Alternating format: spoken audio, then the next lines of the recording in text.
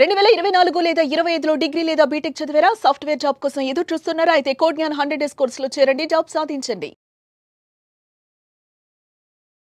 నమస్తే, welcome to Suman TV. నేను మీ anchor Shri. Present social మీడియాలో మనం చూస్తే లాయర్ షర్మిస్తా పరోలి గురించి తనకి న్యాయం జరగాలి అని సోషల్ మీడియా ప్లాట్ఫామ్ మొత్తం డిమాండ్ చేయడం మనం చూస్తున్నాం. అసలు ఆపరేషన్ సింధూర్ భాగంగా తను చేసిన ట్వీట్ పోస్ట్ ఏదైతే ఉందో అది ఇప్పుడు వైరల్గా మారింది అని చెప్పొచ్చు. అండ్ దానికి సంబంధించి AP deputy CM Pawan Kalyan కూడా రియాక్ట్ అయ్యారు. అసలు చేసిన పోస్ట్ ఏంటి, అందులో ఏముంది, ఎవరి లాయర్ షర్మిస్తా పరోలి, వీటన్నిటి గురించి ఈ రోజు మనతో షేర్ చేసుకోవడానికి హైకోర్టు అడ్వకేట్ అలగిరి రవీంద్రనాథ్ గారు ఉన్నారు. వారిని అడిగి తెలుసుకుందాం. నమస్కారం సార్. నమస్తే అండి శ్రీ గారు. సార్, ప్రజెంట్ సోషల్ మీడియా ప్లాట్ఫామ్లో మనం చూస్తే లాయర్ షర్మిస్తా పరోలి ఆపరేషన్ సింధూర్ భాగంగా చేసిన పోస్ట్ ఏదైతే ఉందో వైరల్గా మారింది అని చెప్పొచ్చు.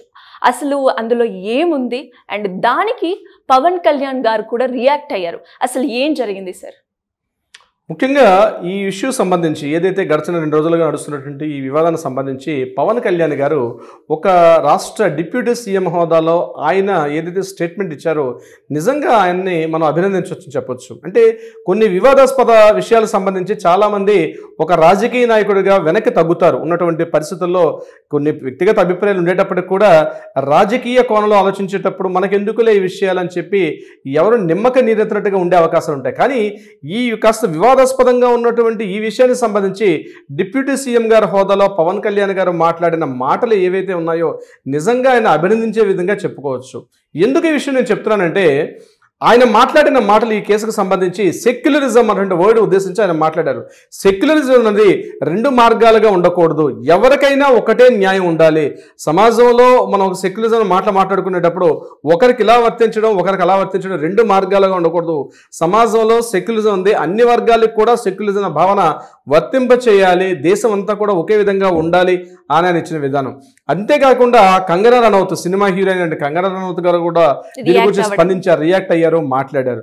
అసలు ఈ షర్మిస్తా పరోలి ఎవరు, ఏమిటి సంగతి, ఏమిటి కథ అన్నది నేను వివరించే ప్రయత్నం చేస్తాను శ్రీ గారు.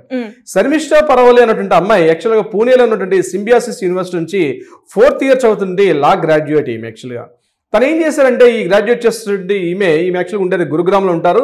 అట్ ద సేమ్ టైం కలకట్టాలో కూడా ఈమె ఉండే అవకాశం కూడా ఉంటుంది ఈవిడ. అయితే ఈవిడ ఏం చేశారంటే ఆపరేషన్ సింధూర్ అన్నటువంటి సిచ్యువేషన్ మనం గడిచిన 2 నెలలుగా మనం చూసాం. ఆపరేషన్ సింధూర్లో భాగంగా మే 13వ తారీఖులో ఒక సోషల్ మీడియా ఇన్ఫ్లుయెన్స్, అది కూడా ఈవిడ యాక్చువల్గా ఒక సోషల్ మీడియా ఇన్ఫ్లుయెన్సర్, అంటే ఇన్స్టాలో ఉంటూ సోషల్ మీడియా ఇన్ఫ్లుయెన్సర్గా ఈవిడకి చాలామంది వ్యూవర్షిప్ కూడా ఉందన్నమాట. దీనిలో సంబంధించి ఆపరేషన్ సింధూర్ సంబంధించి పాకిస్తాన్లో ఉన్నటువంటి ఒక నెటిజన్ ఈవిడగా క్వశ్చన్ చేస్తే దానికి ఆవిడ సమాధానంగా ఒక పోస్ట్ పెట్టారు.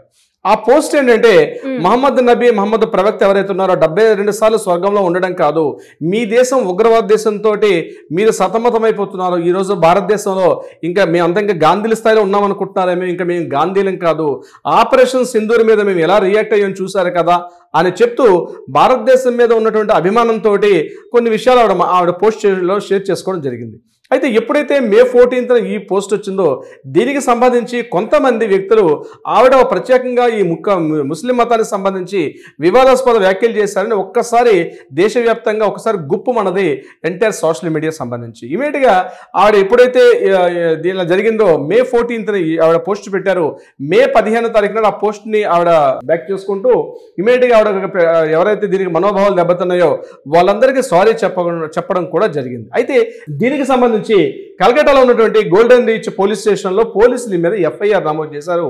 ముఖ్యంగా మత విద్వేషాలు రెచ్చగొట్టే విధంగా ఈమె మాట్లాడారు అని చెప్పి ఈ మీద ఒక ఎఫ్ఐఆర్ నమోదు చేయడం జరిగింది. అయితే దీనికి సంబంధించి ఈవిడ్ని గురుగ్రామ్లో అరెస్ట్ చేశారు. యాక్చువల్లీ ఉండేది గురుగ్రామ్లో, ఆమె ఇంట్లో వాళ్ళ ఫ్యామిలీ మెంబర్స్తో ఉండేటప్పుడు మొన్న మే 30వ తారీఖు నాడు ఈమెను అక్కడ అరెస్ట్ చేయడం కూడా జరిగింది.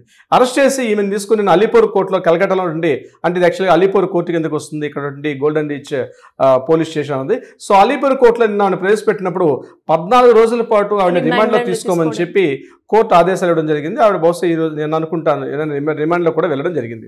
అయితే దీనికి సంబంధించి యాక్చువల్గా ఏంటంటే ఇది ఒక ప్రత్యేకంగా కొన్ని మతానికి సంబంధించి, ముఖ్యంగా ముస్లిం మతానికి సంబంధించి ఈ మహమ్మద్ ప్రవక్త 72 సార్లు స్వర్గం వాళ్ళ మత సిద్ధాంతాలు ఉంటుంది. అయితే ఆవిడ మళ్ళీ ప్రత్యేకంగా చెప్పారు, నేను నిన్న పెట్టడం జరిగింది, అది కూడా పాకిస్తాన్కి నేను ఇండియాకి సపోర్ట్గా మాట్లాడాను, ముఖ్యంగా భారతదేశంలో మేము ఇంకా గాంధీలం కాదు, మాలో చాలా మంది దేశభక్తి ఉంది, ఆపరేషన్ సింధూరే మీకు మీ దేశం మాత్రం ఉగ్రవాద దేశంగా ఉందని చెప్పి నేను ఇండియాకి సపోర్ట్గా పెట్టానని కూడా ఆవిడ వివరణ ఇచ్చుకున్నారు. అయినప్పుడు కూడా ఎఫ్ఐఆర్ నమోదైంది కాబట్టి ఎఫ్ఐఆర్ నమోదుగా దాని తగ్గట్టుగా ఆవిడ అరెస్ట్ చేసి రిమాండ్ కోర్టులో ప్రవేశపెట్టారు. కోర్టు 14 రోజుల పాటు ఆవిడకి రిమాండ్ ఇవ్వడం జరిగింది. అయితే ఈ ఇష్యూకి సంబంధించి నిన్న ఆవిడని అరెస్ట్ చేసిన తర్వాత యావత్ భారతదేశంలో నుండి మొత్తం చాలా మంది నెటిజన్లు కొంతమంది ఆవిడకి సపోర్ట్గా, కొంతమంది ఆవిడకి యాంటీగా 2 భాగాలుగా విడిపోయి ఉన్నారు. సో దీనికన్నా ముందు ఈ బార్ కౌన్సిల్ ఆఫ్ ఇండియా ఉన్నటువంటి మనన్ మిశ్రా గారు అని చెప్పి అతను కూడా దీనికి వ్యతిరేకించారు. అంటే ముఖ్యంగా అంటే వ్యక్తిగత స్వేచ్ఛ ఉంది, భావ స్వేచ్ఛ ఉంది, స్వేచ్ఛగా మాట్లాడుకునే హక్కు ఉండేటప్పుడు కేవలం ఒక విద్వేషం రెచ్చగొట్టే విధంగా లేదు కాబట్టి ఈమె అరెస్ట్ చేయడం మాత్రం అనైతికము, ఇట్లాంటి అరెస్టులు జరగకూడదని చెప్పి bar council of India chairman గా ఉన్న మనన్ మిశ్రా కూడా మాట్లాడారు. కంగనా రనౌత్ గారు కూడా మాట్లాడడం జరిగింది. దీని తర్వాత పవన్ కళ్యాణ్ గారు దీనికి సంబంధించి మాట్లాడుతూ ముఖ్యంగా సెక్యులరిజం అంటే అన్ని మతాలు సమానం, సెక్యులరిజం భావన, లౌకిక భావన అనేది ఉండాలని చెప్పి అందరిలో ఉండాలి, కానీ ఏదో ఒక వ్యాఖ్య జరిగిందన్న అన్నంత మాత్రం ఇమీడియట్గా తీసుకుని అరెస్ట్ చేయడం కుదరదు. ముఖ్యంగా అంటే నేను కాస్త వివరించే ప్రయత్నం చేస్తాను, పవన్ కళ్యాణ్ గారు చెప్పలేదు, అందులోని అంతరార్థం నేను చెప్పే ప్రయత్నం చేస్తాను. అలా చూసుకుంటే హిందూ మతం మీద ఎన్నో అనేక రకాలుగా చాలా మంది మాట్లాడుతూ ఉంటారు, రకరకాలుగా కామెంట్స్ చేస్తుంటారు, కానీ ఇమీడియట్గా అరెస్ట్ అనేది జరగదు. కానీ కేవలం ఒక స్టేట్మెంట్ ఇచ్చేంత మాత్రాన సెక్యులరిజం అనే భావంతో ఒక మతానికి ప్రత్యేకంగా సంబంధించి వివాదాస్పద వ్యాఖ్యలు చేశారనే ఉద్దేశంతో అరెస్ట్ చేయడం అనైతికం అని చెప్పి నిన్న పవన్ కళ్యాణ్ గారు ఒక డిప్యూటీ సీఎం గారు హోదా ఆయన మాట్లాడిన మాటలు కొంత ఆలోచింపజేసే విధంగా ఉన్నాయి. ఎందుకంటే భారతదేశంలో లౌకికత్వం ఉంది, భారతదేశంలో సెక్యులర్ ముసుగులో వేసుకొని ఉన్నటువంటి పరిస్థితి కూడా ఉంది. ఇది సెక్యులరిజం ఉంది భారతదేశంలో, కానీ సెక్యులరిజం ఎక్కడుంది? ఇప్పుడు ఆమె ఒక స్టేట్మెంట్ జస్ట్ పోస్ట్ పెట్టినంత మాత్రాన ఇమీడియట్గా ఒక మతానికి అనుకూలంగా మాట్లాడలేదు, వ్యాఖ్యలు చేశారంటే అలా అనుకుంటే మన భారతదేశం నుండి ఈ గుళ్ళ మీద కావచ్చు, లేకపోతే మన మత గ్రంథాల మీద కావచ్చు, మన వాటి మీద కావచ్చు, అనేక విధంగా ప్రతిరోజు ఏదో ఒక మూల ఏదో ఒక వ్యాఖ్యలు నడుస్తూనే ఉంటాయి. దేవాలయాలు కొలగొట్టడం కావచ్చు, లేకపోతే హిందూ మత గ్రంథాలపైన వ్యాఖ్యలు దుష్ప్రచారం చేయడం కావచ్చు, ప్రతిరోజు ఏదో ఒక మూల జరుగుతూనే ఉంటాయి. మనం పట్టుకుంటూ వీటిని ఎంత లిస్ట్ అంటూ పెట్టుకుని పోతే బహుశా మనకి కోర్టులో కేసులు మీద ఈ కేసులు పెరుగుతాయేమో. నిజంగా మనం స్పందించట్లేదు కాబట్టి హిందూ మతం వాళ్ళు రోషం చచ్చి ఉంది కాబట్టి బహుశా ఆ కేసులు పెట్టట్లేదు. కానీ నిజంగా రోషం అనేది ఉంటే ప్రతి పోలీస్ స్టేషన్లో 100ల కొద్ది కేసులు ఫైల్ అయ్యే అవకాశం ఉంటుంది, కానీ స్పందించట్లేదు. చేవ చచ్చిపోయి ఉన్నాడు ఇది హిందూ కాబట్టి ఇట్లా మాట్లాడడం జరిగింది. సో చేవ చచ్చిపోయిన హిందూ జాతికి ఇక్కడ నేను ఇదే పవన్ కళ్యాణ్ గారు హిందూ జాతికి మాట్లాడారని నేను చెప్పట్లేదు, కానీ సెక్యులరిజం అనే భావనకి అర్థంగా ఉంది, సెక్యులరిజం ఎక్కడుంది భారతదేశంలో అన్నట్టుగా ఆయన మాట్లాడిన మాటల్లో ఉంది. పవన్ కళ్యాణ్ గారు ఇక్కడ రెండు పాయింట్లా మాట్లాడినప్పుడు కూడా దానిలో మీనింగ్ చాలా అద్భుతంగా ఉన్నటువంటి మీనింగ్ కాబట్టి గుర్తుపెట్టుకోవాలి ప్రతి ఒక్కరు కూడా. విషయం జరిగింది, సోషల్ మీడియాలో పోస్ట్ పెట్టారు, 14th పెట్టారు, 15th తీసేసుకున్నారు. అది కూడా ఒక పాకిస్తాన్ నెటిజన్కి ఆవిడ స్పందిస్తూ మాట్లాడు, అంతేగాని తన ఇంట్రెస్ట్గా తన అభిప్రాయాన్ని అక్కడ వ్యక్తపరచలే.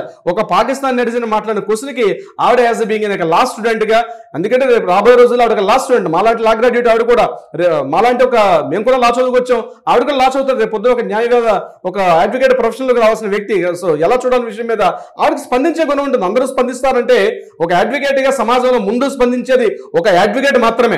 ఒక అడ్వకేట్ స్పందిస్తాడు, ఎందుకంటే సోషల్లో ఉన్నటువంటి సోషల్ జస్టిస్ కోసం ముందు ఫైట్ చేసేది అడ్వకేట్ కాబట్టి. బీయింగ్ ఏ లా స్టూడెంట్గా ఆమె స్పందించారు, తప్పేం లేదు, స్పందించారు. వచ్చిన తప్పు కాబట్టి 15th నాడు ఆవిడ మరలా ఆ యొక్క దాన్ని వాపసు చేసుకున్నారు, మరలా ఆ సమాజానికి ఆవిడ సారీ కూడా చెప్పారు. అయినప్పటికీ కూడా ఈ కేసు మీద 14 రోజుల పాటు రిమాండ్ వేసి అరెస్ట్ చేయడం అనైతికమనే భావంతో ఇక చాలా వరకు సోషల్ మీడియా మీద దీని మీద రకరకాల వ్యాఖ్యలు జరుగుతున్నాయి సిరి గారు. బట్ చూద్దాం భవిష్యత్తులో ఏం జరుగుతుంది, ఎలా ఉంటుందండి నెక్స్ట్ వీడియోలో మనం మాట్లాడుకుందాం సిరి గారు. డెఫినెట్గా sir, great information. Thank you so much. Thank you so much అండి. సో చూసారు కదా, మీ అభిప్రాయాన్ని కూడా కమెంట్ రూపకంగా తెలియజేయండి. అండ్ ప్రజెంట్ మనం చూస్తే సోషల్ మీడియాలో అయితే లాయర్ షర్మిస్తా పరోలీకి అయితే న్యాయం జరగాలి అని కోరుకుంటున్నారు. మరి మీ ఒపీనియన్ ఏంటో కింద కమెంట్లో తెలియజేయండి. Thank you. సుమన్ టీవీలో మీ పర్సనల్ అండ్ బిజినెస్ ప్రమోషన్స్ కోసం కింది నెంబర్కి కాంటాక్ట్ చేయండి.